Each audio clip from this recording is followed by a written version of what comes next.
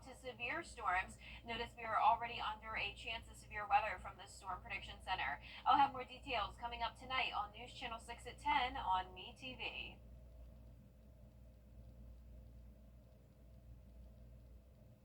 How do you become the largest outdoor power? This is WJBF, your home for memorable. We have beautiful weather to enjoy the rest of this work week, but then we'll see some changes this weekend. Rain chances are going up, more cloud cover, and then by Monday we could have some strong to severe storms moving in. I'll have all the details coming up. Right now on News Channel 6 at 10, focusing on school safety. Columbia County leaders meet to talk about it tonight. Also ahead, the commission hears concerns from businesses about a downtown street project in Augusta. And the governor calling for a plan to change the income tax system in South Carolina. As your News at 10 starts now. Live from Television Park, this is WJBF, News Channel 6 at 10 on MeTV. Good evening, everybody. I'm Brad Means. We do thank you for joining us as coverage you can count on begins with a look at school safety in Columbia County. Leaders getting together tonight to look at areas to focus on so they can keep those campuses safe. Isabella Moody is here with the story. The BOE Chief of Police Gary Owens gave updates on the current school resource officers as well as requirements to become one. He told me why it's key to have them on campus. What's going on in our nation and even our country, it's very important to have that first responder in the school. School resource officers are state certified with full jurisdiction, accredited by the state of Georgia. They can charge or arrest during school days or events. Chief Owens says it's important for the school system to have its own officers. The police departments and sheriff's offices that we impact with, they don't have to give resources to the school. Columbia County School District has 40 post-certified police officers. They work in elementary, middle, and high schools. It's different in different counties how it works, and there are certain agencies, we've been helping other agencies become certified as a law enforcement agency because there's a lot of them that only have 2 or 3 schools in their district, and is it a benefit for them? Absolutely. Many agencies in the area are a part of Augusta Strong. The group helps build relationships and look at response strategies. Becoming part of Augusta Strong sounds crazy, but it makes us all stronger. We work together, and in the event of a crisis, we're all unified. And Chief Owens says having police officers in schools is about more than just safety. Being in there builds that bond and that partnership that never was there before. When I was going to school, and I'm a pretty old person, they didn't have police officers in the school. But now I see kids, they high five, they talk to these officers. They're not there to make just arrests. We want every child to succeed. Remind parents to talk with your children and get involved in their school life. He says the officers are there when you need them. Back to you, Brad. Izzy, thanks. An investigation underway in Aiken after human remains were found in a backyard. That discovery coming Monday night behind a house on Woodfield Road. Investigators say they believe it's an isolated incident. The sheriff's office telling News Channel 6 they got the call around 8 o'clock last night. A neighbor had gone over to check on the person who lived there and found the remains in the yard. They're going to be sent to Newberry for a cause of death and to find out who it is. Those results will be given to the coroner's office if one's made, and then our investigators for further investigations if needed. Okay. If you have any information on this case, please call law enforcement. It is time now for our first look at the weather, and for that, we want to check in with our chief meteorologist, Jenna Petracci. Jenna?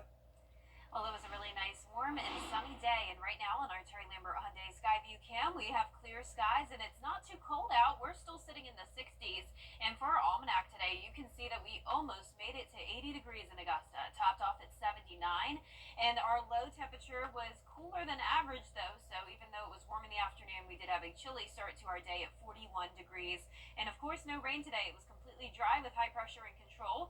Our temperature change map is showing anywhere from around 2 to 8 degrees warmer than it was this time yesterday. And once again, that's putting our temperatures in the 60s. 63 in Allendale and Barnwell, Aiken at 66. Swainsboro, you're sitting at 64 this evening, 65 in Crawfordville and over in Edgefield.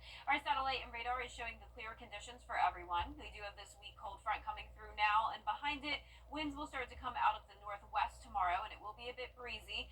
We were warmer today because of this warm front that lifted up towards the north of us, and luckily for us, we did not have any rain with this low pressure system.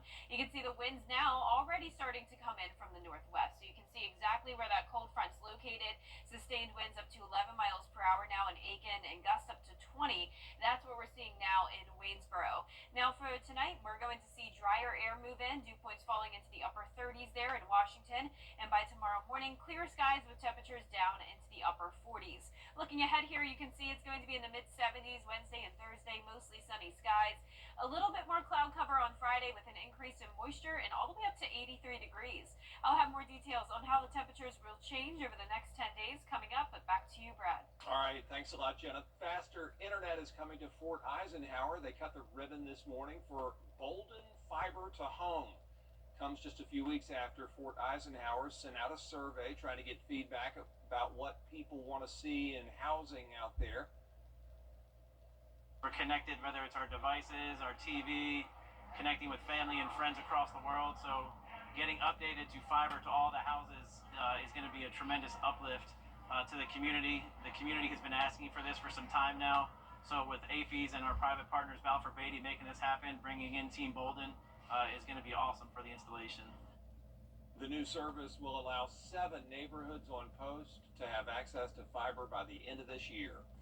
Downtown Augusta businesses voicing concerns about the planned construction project on Broad Street. In fact, several owners bringing down. With the azaleas blooming, you know it's close to Masters Week, right? And while some are preparing as much as possible, others are still dealing with the impact of Hurricane Helene on their homes, like Ann McCrae and her family. They talked to us today. They've lived in their home for 33 years. Every year they rent to the same patrons, but not this year. No storm damage forced the McRaes to live only in certain parts of their home. We lost a master bedroom and we lost a full bathroom upstairs. We lost our deck and we have a screen porch, and all of that was damaged. And we had 6 or 7 trees on the house, 2 through the house. So there's just been a lot going on here. But luckily, we feel very blessed that we were able to stay in the house. And with that women's tournament coming up, rental companies are expected to welcome guests next week. South Carolina leaders looking at the future of the state's coming up. How wildfires start. It sure has been windy enough for them lately. We'll have the details for you after the forecast from Jenna. Sunny, dry, and warm weather throughout the rest of this week, and getting even warmer this weekend with some slight rain chances. Then on Monday, we could have severe weather. I'll have the latest look at your futurecast when we return. News for All Americans is really now. To CSRA's full of amazing women. Women who inspire. Women who innovate. Women who lead. That's why News Channel 6 brings you Women to Watch. On the last Wednesday of each month, News Channel 6 recognizes local businesswomen who are making a positive impact in our community. Nominate someone today at WJBF.com. Sponsored by Goodwill. Now, your most accurate forecast with WJBF Live Viper 6. Welcome back. Let's start out with a live look on our Terry Lambert Hyundai Skyview cam outside the station. We have nice, clear, and dry conditions tonight, sitting at a mild 67 degrees. A southwest breeze of 8 miles per hour. Dew points are in the lower 40s. And around the CSRA, low to mid 60s here across the board. And a lot of us got into the upper 70s for highs today. A cold front's coming through, and this really won't cool us down too much. Temperatures just down a few degrees cooler than yesterday or than today, but overall still nice and warm. Low pressure is bringing some rainfall up towards Virginia in the northeast with a warm front exiting out to sea, and this cold front is draped all across the southeast, not bringing a lot of rain, but it's actually producing this small area of severe storms over near Dallas, Texas. Now for us, we don't have any rain in the forecast tomorrow. It's going to be sunny once again. The winds are going to start to come out of the northwest behind that cold front passage, and once again, that'll cool us down by a couple degrees, but not very noticeable. Our severe weather outlook is showing a 15% probability of severe storms next Monday, the final day of March. We definitely may have some active weather there. Of course, still too early to pinpoint all the fine details with this. Nothing to panic about as of now. Just want to keep you informed and be ready for the rain and possible strong storms on Monday, and also be prepared for some rain this weekend. So we're starting out Saturday nice and dry.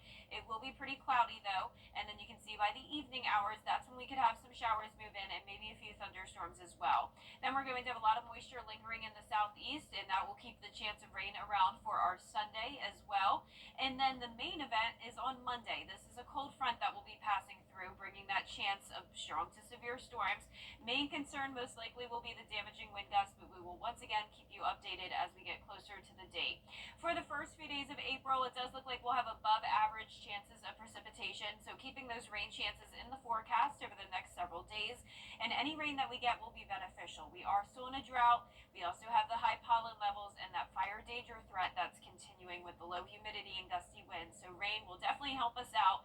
We just don't want any severe storms with it, of course. Now, the high temperatures will be in the middle 70s for now, then climbing all the way up to 83 on our Friday, a very warm weekend.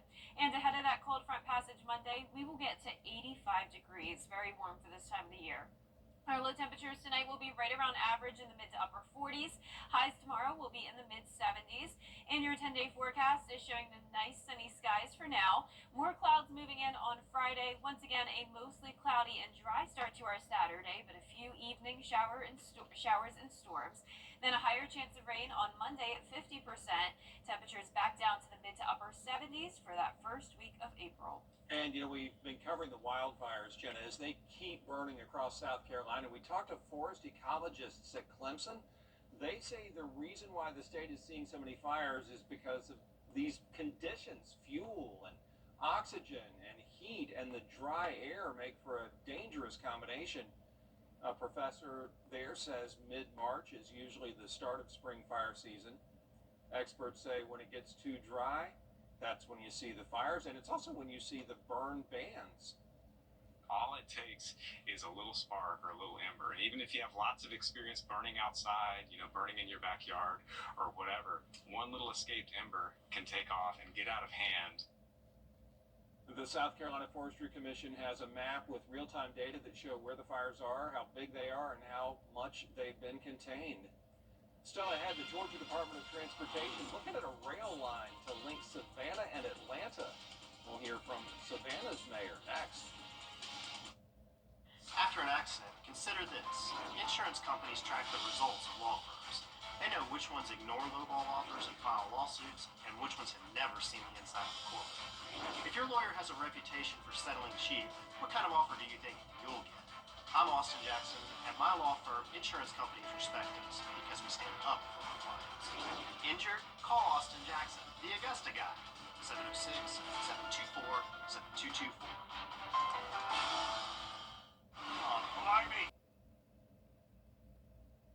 The mayor of Savannah talking about a proposal from the Georgia DOT to build a rail line that would connect Savannah and Atlanta. Nikaya Harris has more. We need to have ways to connect our communities. GDOT's study will evaluate the benefits, cost, and overall impact of the rail corridor between the two cities. This study is a part of the Federal Railroad Administration Corridor Identification and Development Program. GDOT announcing they received $8 million in federal funding with an additional $2 million from the state's rail budget, bringing that to a total of $10 million for the study. For us, it's also a tourism factor. People can come here. I think air prices. I've always been very upset about the cost of air from Savannah directly to Atlanta. Now, according to GDOT, there have not been recent passenger rail studies showing the best routes between Atlanta to Savannah. They say Georgia has seen consistent growth in travel demand, which puts strains on the existing system like air and car travel. It provides cost-affordable options for us. It allows work, and so connectivity is important, particularly as you look at the viability of our ports and people, our airports, and rail is really the way for us to be able to connect. Cities also included in this study: Athens, Statesboro, Milledgeville, Macon, Augusta, and more. If you would like to give your feedback on the proposal, GDOT is still accepting comments on its website. Georgia's chapter of the ACLU keeping a still ahead. Harlem baseball winning its 19th game of the year against Aquinas. how Coach Jimmy Lewis feels about his team's progress.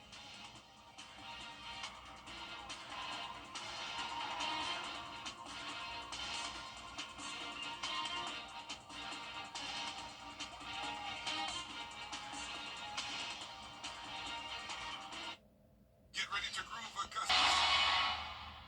Every day, ordinary people in the CSRA do extraordinary things to serve our community. Each month, News Channel 6 recognizes these outstanding volunteers with the Giving Your Best Award. Do you know an everyday hero who goes the extra mile to help others? Nominate them for the Giving Your Best Award by visiting WJBF.com and filling out the entry form. Sponsored by Science Co., Piedmont Augusta, Security Federal Bank, and News Channel 6. To get the weather, you need to see the whole picture. That's why Live Fiber 6 gives you the Skyview network. Get a live view of traffic and weather from all over the CSRA. Available online 24 hours a day at WJBF.com and the free Live Fiber 6 mobile app. The WJBF Live Fiber 6 Skyview network, powered by Terry Lambert Hyundai. Low prices, big selection, and committed to quality customer service. Now, WJBF sports coverage you can count on. One area team still undefeated on the year is Harlem Baseball, sitting at 19-0. They squared off against Aquinas, who's 12-4 overall heading into the game. The Bulldogs still remain perfect, though, on the season, beating Aquinas 11-2 in 5 innings. Now, prior to tonight's victory, Harlem's been averaging 15 runs per game, only allowing 5 runs in their last 5 matchups. But the reigning state champions believe there's still more to improve on before the region and the state tournaments. We've got to get better. We've got to step our game up. I'm not satisfied with our game right now. I think we need to hit the ball better, and we need to play better defense, and our pitchers have even got to step it up a little bit. So we're not satisfied with what we're doing. We know we've got to work harder if we're going to advance and do what we want to do. The Bulldogs return to the diamond against Aquinas on Friday at 5 p.m. In college softball, the 10th-ranked South Carolina Gamecocks taking on Clemson in the first game of the Palmetto Series. The scoring started early with a 3-run bomb from junior Ariana Rhodey. Then, in the top of the 6th, Clemson had bases loaded, but Sam Gress with a huge strikeout to keep the Tigers from scoring. South Carolina improves to 25-6 on the season with the 6-0 win over Clemson. They'll face a top 10 test on the road with the third-ranked LSU Tigers on Friday at 6 p.m. The Georgia Bulldogs concluded their 7th spring football practice. They'll also be holding their G-Day annual spring game set for Saturday, April 12th. The quarterback competition continues, though, between Gunnar Stockton and Ryan Puglisi. Stockton filled in during the SEC championship game for an injured Carson Beck, who is now the quarterback at Miami. The QB1 battle, though, isn't the only focal point. In fact, the Dogs are keying on the ground game on both sides of the ball. There's been growth. I mean, we put a big emphasis on running and stopping the run because we feel like we lacked in both those areas last year. So the spring practice has been shifted or adjusted a little bit towards stopping the run and being able to run the ball. I don't know if we've improved on it, but we've harped on it. Their next practice is Thursday, March 27th. And the Annika Foundation, a nonprofit founded by World Golf Hall of Famer Annika Sorenstam, is hosting the More Than Golf Invitational, a 54-hole women's collegiate competition at Old Barnwell. Augusta University and Georgia Southern will compete alongside 10 other college golf programs. Hear from Augusta U golf players on what it's like to compete in the Invitational on Wednesday. The event begins Friday and runs through Sunday. Brad. All right, thanks a lot, Gianna. Still ahead on News Channel 6 at 10, wrapping up this workday with one more look at the forecast and a lighthearted story to send you off to bed. Well, guys, another tub to shower conversion completed. Y'all, what are we gonna do with all these old tubs? I have an idea.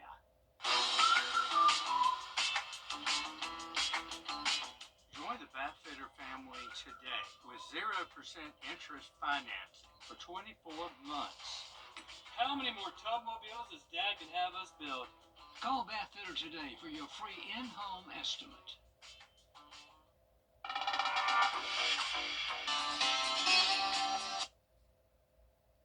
And last but not least, a wild scene on a highway out in Houston.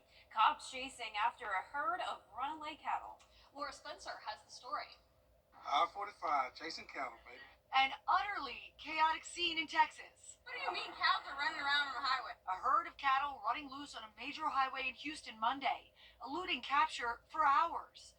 The freeway temporarily closing in both directions as officials and bystanders tried to wrangle the animals to safety. They're running southbound on the northbound lanes. We've got cows on the main lanes. Some drivers attempting to trap the livestock with their vehicles as the animals hop the median into oncoming traffic. Well, this big bull running down the highway and several officers chasing after it, and they can't catch it. I think it just crossed to the other side, so hopefully they can get their hands on it now. The cattle being transported from a rodeo when the latch to their vehicle opened. They're trained to avoid being caught, at least one, though, getting hit by a car. They're doing good. They're doing well. A few scars and bruises, but, I mean, none of the medicine won't fix. Eventually, though, all 6 of them were recovered safely. Only in Houston. That's a Texas thing. It's so sad, they were probably terrified. I know. Definitely a Texas thing, though, like you said. Right, it is. I mean, here you'll see horses. In Texas, you'll see cattle. We get it. Pretty cool stuff. I mean, it's scary for them, though. Glad they're okay. Glad they were wrangled. Yeah. Well, our forecast is showing nice weather over the next few days. Plenty of opportunity to go outside and enjoy the nice warm weather and sunshine. 76 Wednesday and Thursday. Then on Friday, we're warming up to a high of 83, 82 for your Saturday and Sunday. Not a complete washout. Saturday starts out dry, then showers moving in late at night, continuing into Sunday. And then on Monday, that's the day we need to watch for the potential of strong to severe storms as it will warm up even more. 85 degrees. All that warmth helps to fuel those storms. And then for that first week of April, we're still warm, mid to upper 70s, just a little bit cooler than 85. And our low temperatures are going from the 40s this week to the 50s next week. Yeah, I'm not seeing a whole lot of chilliness anymore. Maybe the 43 there on Wednesday, but maybe it's bye-bye. I hope so, Brad. You know, it's tough, though, because this time of the year, you still need those jackets. You know, I come to work without a jacket and a dress like this, but then when you step outside, it's still pretty chilly. Yeah, no question. So Early in the morning tough. and late at night, you feel it. Yep. Thank y'all for watching. Back at 11. Hogan's Heroes is next. Have a great night.